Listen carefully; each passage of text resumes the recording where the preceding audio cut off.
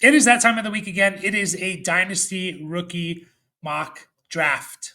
It is Sunday, April 13th, which means we're less than 2 weeks away from the NFL draft starting. We're about 2 weeks away from all 7 rounds of the NFL draft being done.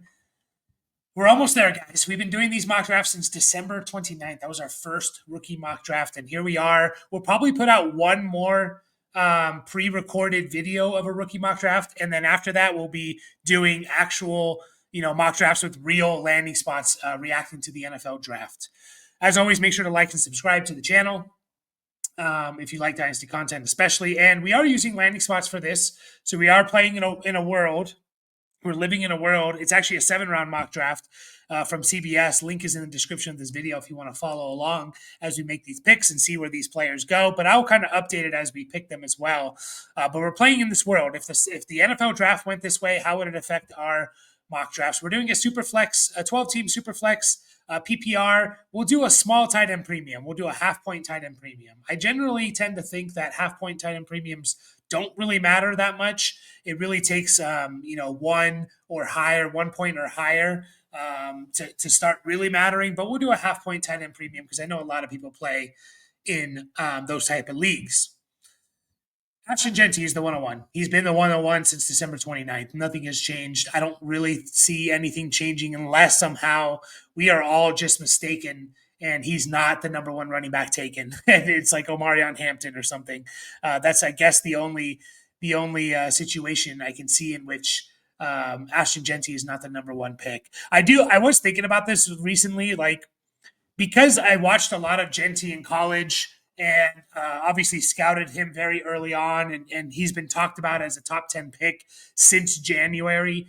Like I've kind of like stopped scouting him for the last 3 months. So I do need to go back and watch him some more, maybe some from the 2023 season. But it's just kind of like we have in our head that, oh, yeah, he's good. I don't need to scout him anymore. Just kind of funny. But anyways, Ashton Genty's the 101. No argument there. He goes to the Jags. The Jags with the 5th overall pick, which is interesting. I haven't seen that landing spot mocked. I definitely think it's a possibility, but I definitely haven't seen that mocked. So 5th overall to the Jags. I think he's easily still the RB1 there. Sure, ETN will have a role most likely, or maybe ETN's gone, but I still think Ashton Genty is going to be worth the 101 here. The 102 to me is Omarion Hampton. It's definitely a lock if he's a first round pick. That being said, he wasn't a first round pick in this draft. However, he goes 34th overall to the Giants, which again, that's another landing spot that I haven't seen for Omarion Hampton is to the Giants. I think he's easily the best running back there, and I'm not worried about Tyrone Tracy whatsoever. Tyrone Tracy can still have a small role with the team, but Omarion Hampton's the best running back easily on that team. So I would still take him 2nd overall here, but I could see the argument for taking the next player over him in a super flex league. But I'll go with Omarion Hampton here. I think he's kind of in a tier by himself after Genty. It's Omarion Hampton in terms of running back tiers, and to me, he's a lock as the number 2 overall pick if he is a first round pick, and he just missed it, but I'll still take him number 2 over here. And then it's Cam Ward. This is kind of how Superflex leagues have gone for me doing these basically for the last month or so. Cam Ward has kind of solidified himself. He's separated himself from the other quarterbacks. He's going to be the number 1 overall pick to the Titans. And to me, in a Superflex league, he shouldn't fall really past the 3rd or 4th pick. And honestly, like, if you are starving for quarterback and you have the 101 and you cannot trade out of it to get, to trade back a spot or two, you can make an argument that you should take Cam Ward over Ashton Genty. I know it's like sacrilege to say that, but I think you can make that argument for sure. Anyways, that's my first 3 picks. By the way, Cam Ward does go number 1 overall to the Titans. At the number 4 pick, I'm going to go with Quinshon Judkins. Now, Quinshon Judkins, obviously we all love him. We all think he's going to be great. But the fact that he goes 39th overall to the Bears, I think really separates himself from some of the other guys that I have either above him or in a similar tier. Guys like Travion Henderson, Dylan Sampson for me personally. Guys like that, the fact that he went early, he went top 50, he went 39th overall, and he went to the Chicago Bears, which I think is an amazing landing spot. I think with Ben Johnson and what he did in Detroit in that running game. Obviously, you know, it's not all going to be the same, right? Just because he had a great run game in Detroit doesn't mean it's going to translate over to the Bears. But I think that's going to be he's going to want to run the ball, and Quinshawn Judkins is the pick there. So I think you got to go with him at the 104. At the 105, I'll go ahead and grab Ted McMillan here. He is a top 10 pick. So top 10 picks at wide receiver. The fact that there's it's tough because I could see the argument for the next guy. I've been mentioning this since like February that from like the 104 to the 109, 110, there's so many players in that range that you can take that I don't really mind you saying no. I think this player should go over Ted McMillan, or I think Travion Henderson should go. I think Dylan Sampson, whatever it is, whoever it is, like Tyler Warren. There's so many players in there. I've been advocating for people to trade back when possible from the 105 to the 104, 105 to the 109, 110, pick up extra assets and still get a really good player. I'll take Ted McMillan here. I think there is something to the fact that we aren't super excited about this wide receiver draft class. And so, if you have multiple picks in the first round, you have the 105, the 109, the 201, something like that. You can make an argument and say, all right, let me lock up what I think is the best receiver in this draft class, and then still get a good running back at the 109 and at the 201 potentially. So I'll take Ted McMillan here at the fifth overall pick. He goes, by the way, to the Raiders, sixth overall. So could I see him falling? I could. I don't love the Raiders landing spot. Like, sneakily kind of a lot of mouths to feed there. I mean, you got Brock Bowers, Jacoby Myers is no slouch. So there's a good chance that Ted McMillan year one is the third target on his team, which is obviously not what we're looking for a top 10, top 5 draft pick in the rookie draft. At the 106, I'll go ahead and take Travion Henderson. Again, like if you said no, I think Henderson, who gets drafted by the Broncos, by the way, and I think that landing spot is like so perfect for Travion Henderson. I wouldn't rule out the Broncos potentially getting him in the first round, 20th overall, Travion Henderson. Because I think he's just one of those players that if you use him the right way, he could do so much for an offense. He could do so much for an offense. Could he fill that Joker role that Sean Payton, and we always hear about with Sean Payton? I just think that's like a match made in heaven. Travion Henderson to the Saints, and he goes second round. 51st overall. Could you make an argument for him over Ted McMillan? Absolutely. And I really like Travion Henderson. He's my RB3, but I would potentially lean Judkins over Henderson, and I think you'll see that happen a lot if Judkins went to the Bears, 39th overall. At the 107, it is a tight end premium, but once again, it's only a half point tight end premium that we're doing here. So I personally don't think, you play in PPR and you get a half point tight end premium. I don't think it really that makes that much of a difference. I think,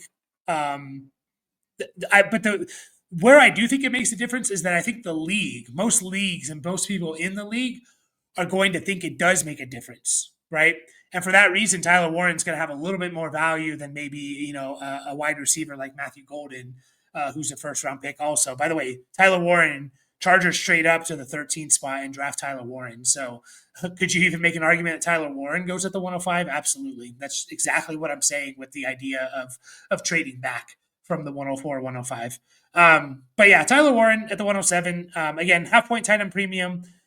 Doesn't make a huge difference to me, but I still think Tyler Warren's going to be valuable in that type of league, and he's going to have the perceived value. People are going to overrate tight ends in those type of leagues, even when they probably shouldn't. So I'll go ahead and take Tyler Warren here at the 107. Shedeur Sanders is my next pick. He goes to the Jets. Seventh overall. So I could see him sitting for a year pretty easily. I could see him starting this year as well. It's going to really depend on Justin Fields and how he plays, but I wouldn't be surprised if he sat an entire year, and I wouldn't be surprised if he got in mid or late season because Justin Fields maybe just couldn't do it. So Shedeur Sanders at the 108 here.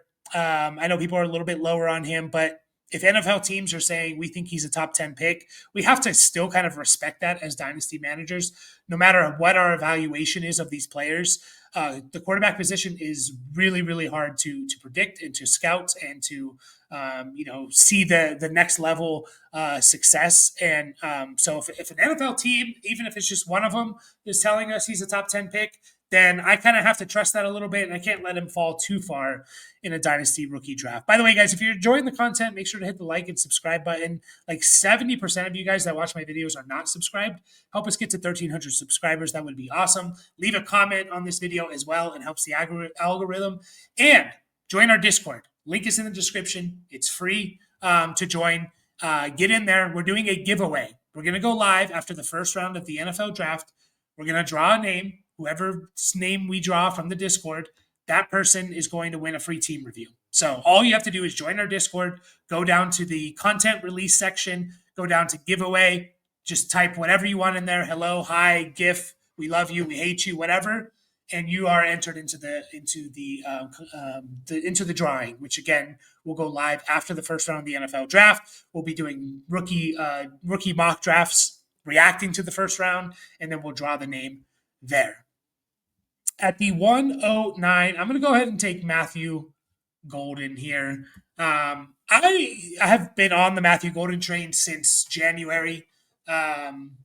He was I think I ranked him as my wide receiver 3 pretty early on. And I think I've pushed him to like in that tier with Ted McMillan.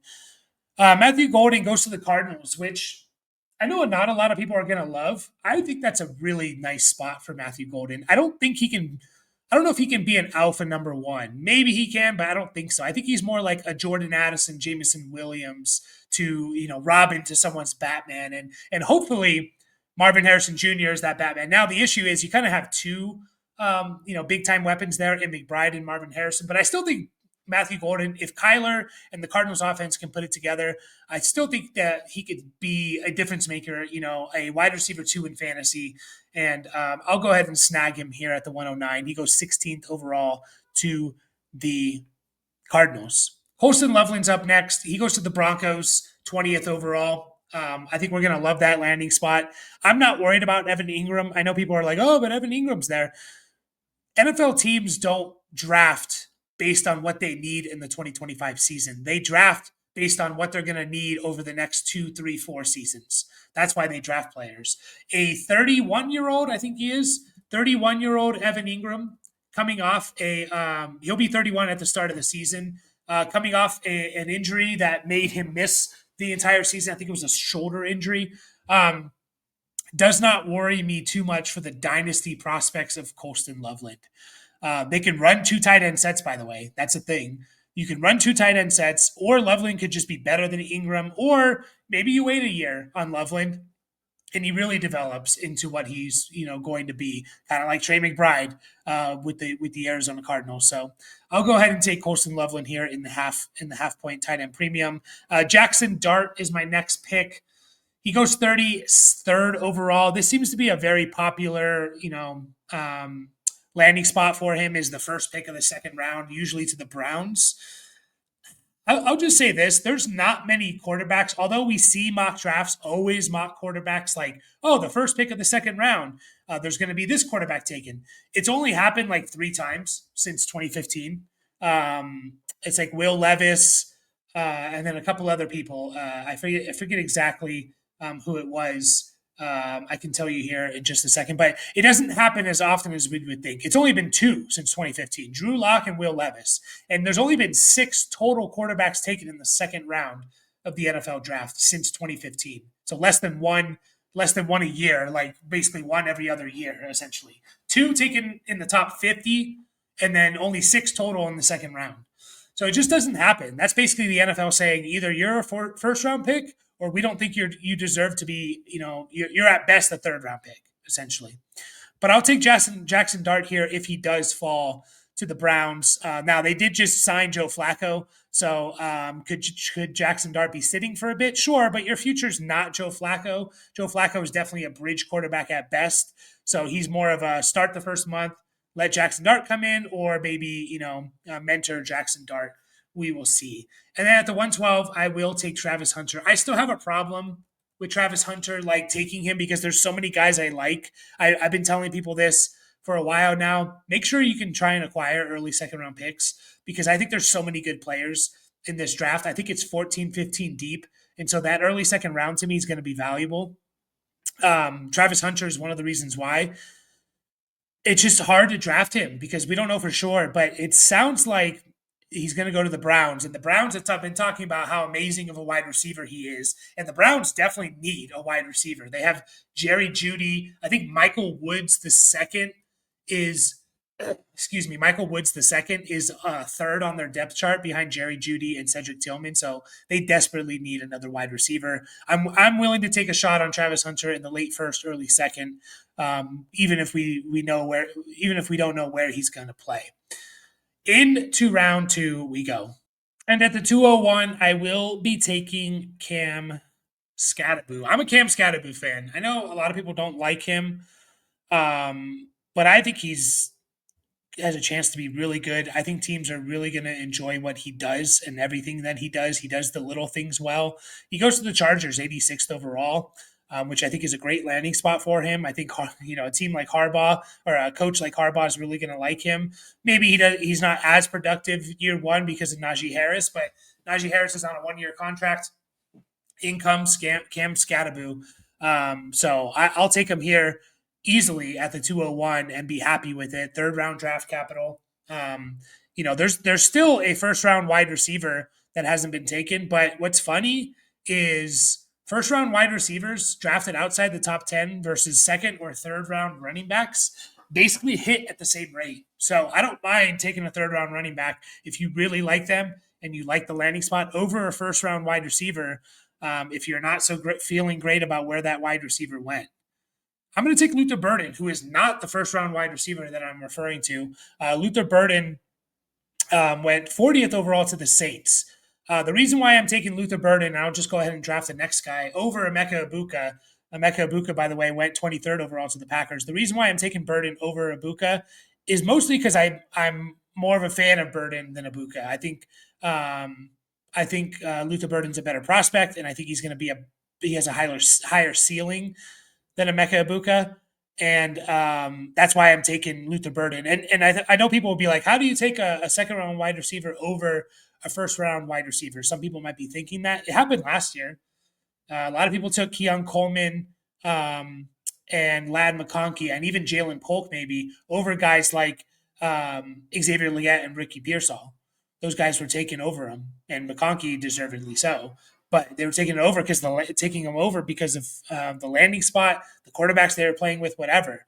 We didn't like the landing spot of Ricky Pearsall. We didn't, Leggett was kind of a polarizing prospect. So, it happens. It's not crazy to think.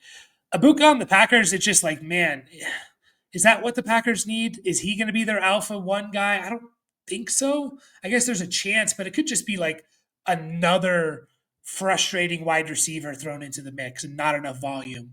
So he falls a little bit to me. But again, this is why I'm telling you to get early second round picks, because any player that falls here, you're going to be like, how did this guy fall here? I've been saying this for a while. If Emeka Ibuka doesn't deserve to be here and Jackson Dart falls, people are going to be like, how does the 33rd overall pick in a Superflex league fall to the 203? How does Travis Hunter fall to the 203? So there's always going to be someone that we think, how did they fall?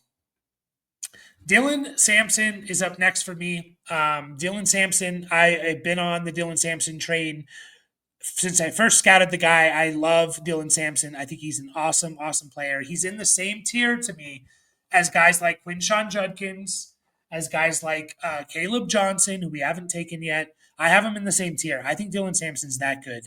He goes 4th round to the Raiders. Love the landing spot.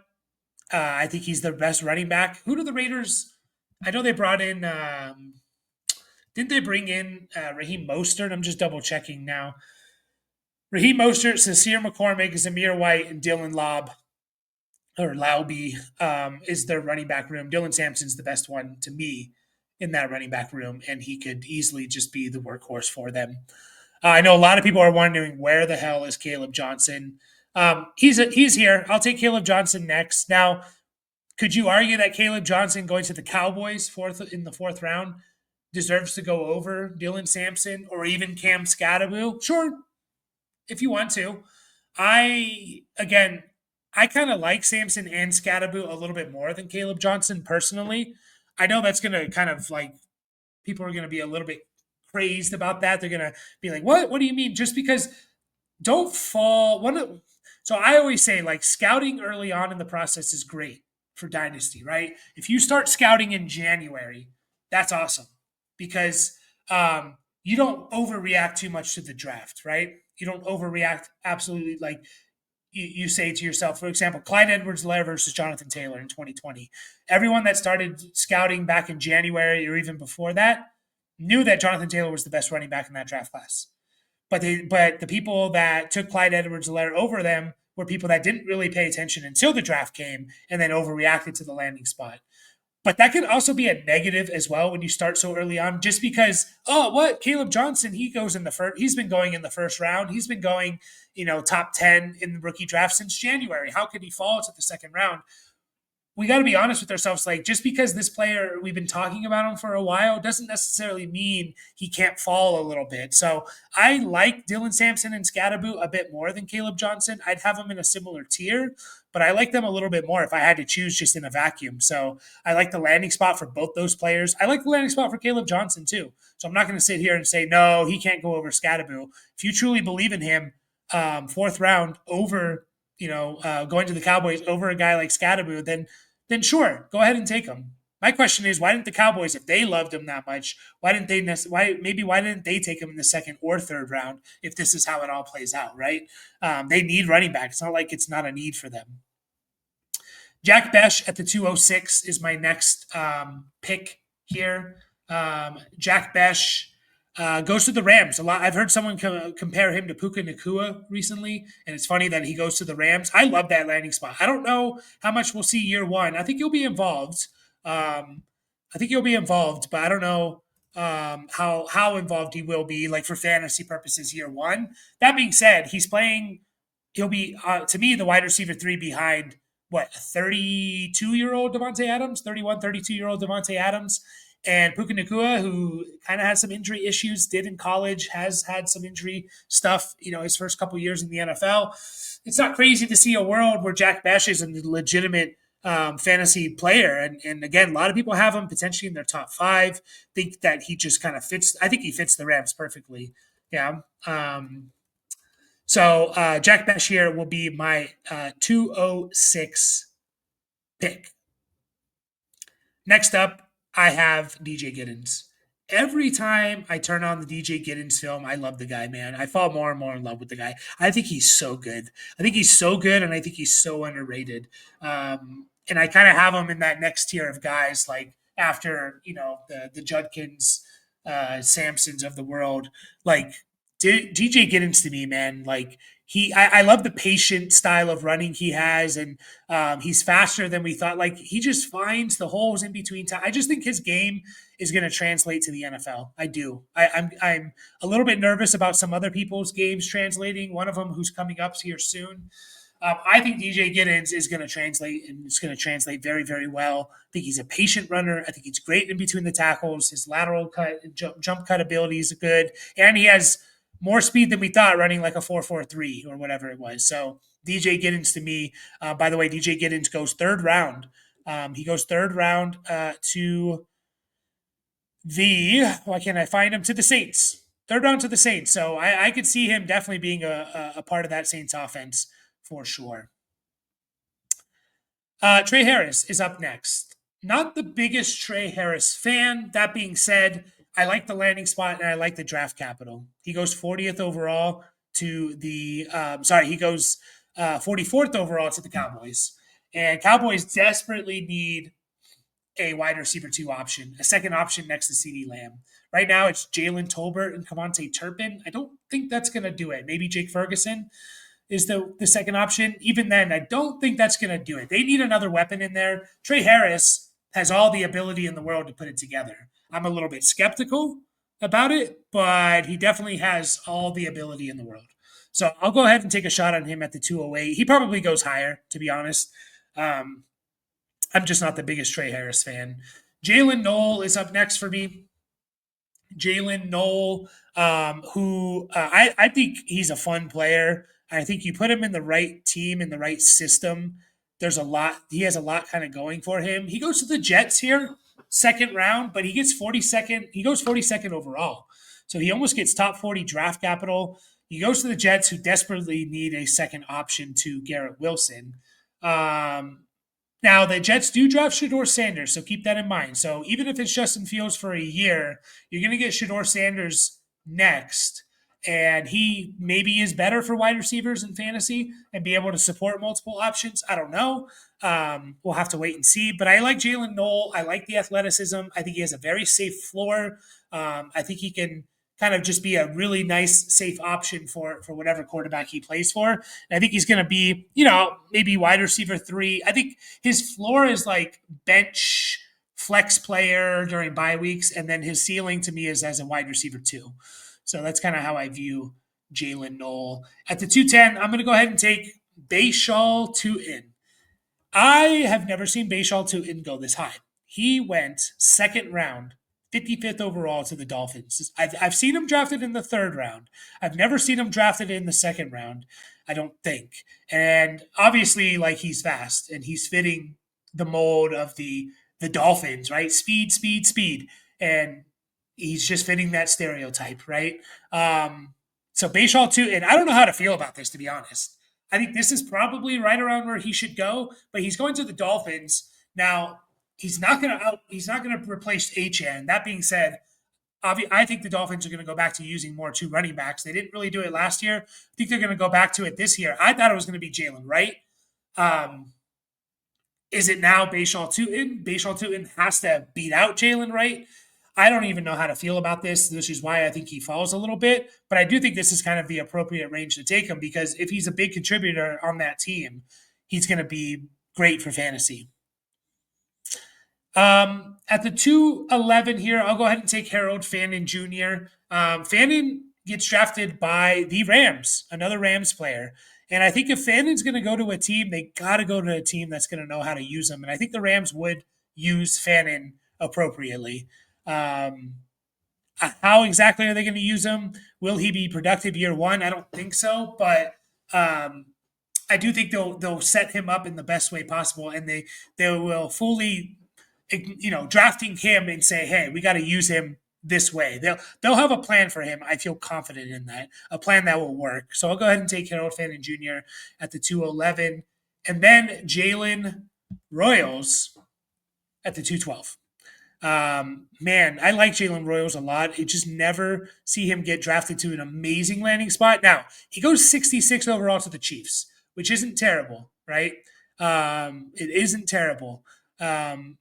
But a lot of mouths to feed. Obviously, you have Xavier Worthy, you have Rashee Rice, you have Travis Kelce still there, who, by the way, caught 95 passes. So could we see what we need? In my opinion, what we would need for Royals to be fantasy relevant is a little bit of a return to the Mahomes of a couple of years ago, throwing for 5,000 yards and 40 plus touchdowns. Is that possible? Absolutely. And if you add Jalen Royals in there, that could be kind of like that last ingredient that they need. You have, Rashee Rice as kind of maybe your alpha 1, your Xavier Worthy that can do all the other fun stuff, stretch the field, take end arounds, all that. And then Jalen Royals maybe working a little bit more over the middle of the field on the outside as well. So I kind of like it, but I could see him falling as well, because I don't know if people are going to love the Chiefs landing spot just because of all the mouths to feed. Into the third round we go.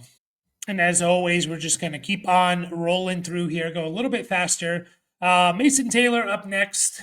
Mason Taylor seems to have established himself as potentially the RB3, tight end 3. Maybe the tight end 4. He goes into tight end 4 in this draft. He goes 45th overall to the Colts. He's going to get knocked down a bit because of the landing spot. I still think no matter the landing spot, he can be productive just because the bar is so low for tight ends to be productive. So Mason Taylor here to the Colts, top 50 draft capital. I think he's a good player. I think he could be a nice, solid, like low end tight end 1 here. By the way, guys, once again, make sure to hit the like and subscribe button. and join our Discord if you are enjoying the content. Jalen Milroe is up next. He got drafted by the Giants. You guys know my rule when it comes to quarterbacks. Not quarterbacks taken round 3 or later, basically round 3. Um, my rule is either I'm going to pick you up off the waiver wire, or you have to one of two things: get drafted to a team that knows how to run an offense and develop quarterbacks like the Rams, the 49ers, something like that. Two, be able to run the ball. That's your other option. And Jalen Milroe can run the ball. And 65th overall, I know Russell Wilson, Jameis Winston are there. Would it be crazy to say Jalen Milroe got some starts this year? I don't think it would be. And if when he plays, he's going to be good for fantasy. Don't know if he's going to be a good quarterback. He'll be good for fantasy. Jaden Higgins at the 303 out of Iowa State. I'm kind of back and forth on Higgins. Sometimes I see it. Sometimes I'm kind of like, I don't know. He didn't have a great reception perception for Matt Harmon, which, he obviously knows his stuff and things like that. But he still goes 50th overall. He goes to the Seahawks. So I have a hard time, unless there's some injuries, I have a hard time seeing him be productive year one. And it's always going to be hard, with these guys where you got to see something year one in order to justify holding on to them. So Jaden Higgins at the 303 here, I'm fine with taking a shot on him. Kyle Williams up next here. You're starting to see Kyle Williams be mocked in the 3rd round a lot more than you were back in January. And I kind of like it. Well, out of Wazoo, Washington State, super, super productive player. And I think I saw someone like comp him a little bit to like a Tyler Lockett type of player. So he goes to the Patriots, 69th overall. By the way, the Patriots did not draft another offensive skill position player until Kyle Williams was their first offensive player. So easily could step in and be productive, right? That's what we're looking for sometimes in this range, either draft capital or guys that can be productive. Kyle Williams can come in and be productive year one with the Patriots and Drake May, I can even argue him going even a little bit higher, in my opinion. Alec Iomanner up next. If you've been following since January, Iomanner was kind of like, before Golden declared, it was Ted McMillan, it was Luther Burden, it was Emeka Ibuka, and then it was Iomanner. He was kind of the next one. He was the next guy on the list, and he's definitely fallen. He's definitely fallen since the process has gone along. Don't really see him drafted and mocked in the 2nd round anymore. It's mostly in the 3rd round or later. I don't mind his landing spot though. He goes 79th overall to the Texans, another team where they desperately need a second option. You have Nico Collins, and then you have maybe, you have Christian Kirk. Okay. You're not going to have Tank Dell maybe the whole year. So don't mind it there. Next up, I'm going to take a running back, Jaden Blue. I kind of like Jaden Blue. I like that. What I like about him is I think he's going to have a role from week 1. And I think his role is going to be mostly as like a pass catcher, that dual role kind of running back, 3rd down running back maybe, and change of pace guy. And if he's just the fact that he's going to have a role from week 1, and if he can build upon that, like he has a chance to be more, that would be awesome. I love watching him play. In this draft, he goes to the Chiefs in the 4th round, and I mentioned this on a live stream. Could he be Jerick McKinnon from a couple of years ago, where Jerick McKinnon was like a relevant fantasy option? If you guys remember, was it 2022, maybe 2023? I think it was 2022. Jerick McKinnon had 800 total yards with 56 catches and 10 touchdowns. He was very relevant for fantasy football. Could Jaden Blue kind of be like that type of player? Give him 5 carries a game, and you give him, let's just say you give him 3 to 4 catches a game. I could see that.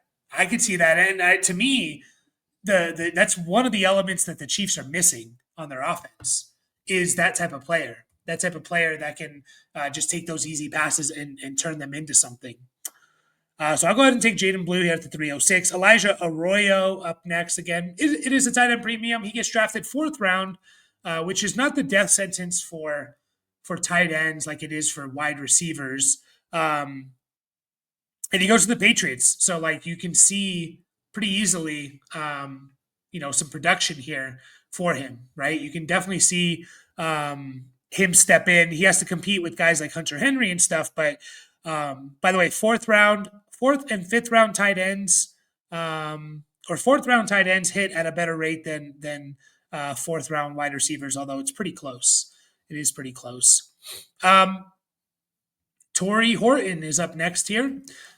He's one of my favorite late third, fourth round picks in dynasty rookie drafts. Kind of taking a dart throw at a wide receiver who I think is probably going to go day two. If I had to get day three, sorry, maybe he sneaks into day two, but he does in this draft. He goes to the Titans, 98th overall. Who, by the way, Titans obviously took Cam Ward, but they didn't take any other wide receiver or tight end after that. So it's like Torrey Horton and Calvin Ridley, like right now. That's what it is. So that's some Tyler Boyd if he's still there. That's pretty nice for Torrey Horton, who I think could be a sneaky late round pick in dynasty rookie drafts. RJ Harvey up next. RJ Harvey, I liked him initially, and then I've soured a little bit on him. I still like him in this range. He goes fifth round to the Patriots, so not a bad landing spot. Especially if Ramondre Stevenson just doesn't do anything like he hasn't been. My issue with RJ Harvey is like his wins in college come a lot of the time when he bounces outside. And that just doesn't translate to the NFL. You need to win in between the tackles. And you just see RJ Harvey, a lot of his big plays come from when he bounces it to the outside a little bit. So, but I'm fine with taking a shot on him here because I do think he has potential.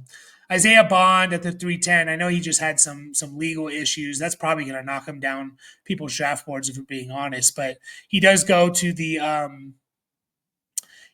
Browns, 67th overall. So you pair him with Jackson Dart, Travis Hunter, Jerry Jeudy. There's a role for Isaiah Bond there, but we have to see with the legal issues and stuff like that how that's all gonna play out. And then we're gonna take back-to-back Oregon players here. Tez Johnson, who gets drafted by the Bears. I love that for Caleb Williams. I don't love it for Tez Johnson, but I love it for Caleb Williams. Now you have like an offense of DJ Moore, Rome Odunze, Cole Kmet, DeAndre Swift, Marion Hampton, Tez Johnson, like in best ball or something like that. I think Tez Johnson could be a pretty good play. And I wouldn't be surprised if he pops for 600-700 yards and 5 to 7 touchdowns or something. And then Terrence Ferguson, athletic tight end, who athleticism for tight ends usually translates. He goes to the Bucks in the third round, so he has to compete with Cade Otton there. But I don't think Cade Otton's this amazing tight end. So I think there's a chance that Terrence Ferguson's better than Otton. So I'll go ahead and take him there. I know there's some players that people are going to be like, how the hell did this guy not get drafted? Particularly guys like Devin Neal and Damian Martinez. And if we're playing in this world, if we're acting like this is how the draft went, are we really going to be taking Devin Neal when he's a 7th round pick? Are we really going to be taking Damian Martinez, who didn't even get drafted, by the way? Now, do I think that's going to happen? No. I would be surprised if those guys fell past like the 5th round. I'd be very surprised. Are they locks to be 3rd or 4th round picks? I don't think so. But I would be very surprised if they fell past the 5th round. So, but that's just the world we're living in. If we did a 4th round, I'd probably take a shot on them, but we're not doing one. Appreciate everyone watching. Make sure to like and subscribe. Make sure to join the Discord, enter into our giveaway. Join us live after the round 1 of the NFL draft and live several days before that. So appreciate everyone. We'll see you all in the next video.